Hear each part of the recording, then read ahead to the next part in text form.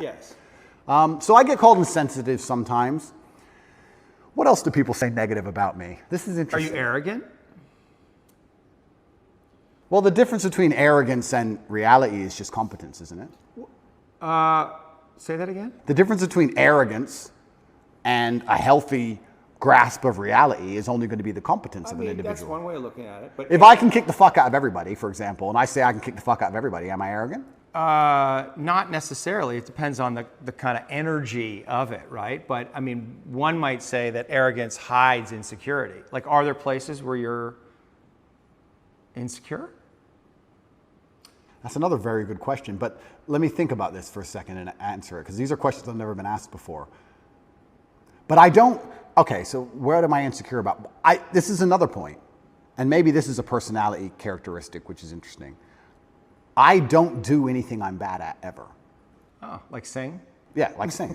I cannot sing, so I will not sing. And I'd love to hear you sing. I'm sure you wouldn't. But maybe that once again shapes my reality, because I refuse to do anything I am bad at.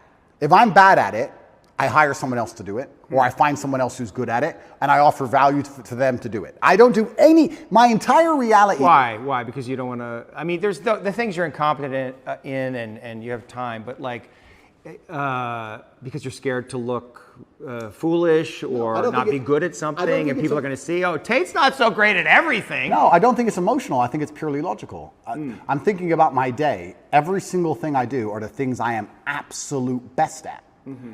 If I'll put boxing gloves on after this and I'll go fight and I'll beat everybody. I'll destroy everyone. And I think I only enjoy things that I'm good at. And I also think that if I have X amount of hours in the day, the way I can be the most competitive, most fearsome predator is to spend all of my waking time doing things I'm the best at and leave things that I'm not good at to the other people who perhaps are good at them. If you're an accountant and you want to become as rich as possible, then what you do is as many hours as possible accounting. But you're rationalizing. I am, correct. Yeah. So let me rationalize it. Yeah, but that's what you do. And that can be a defense. I mean, rationalization is a classic defense. Yeah, but that's my and you're really good at it, but right?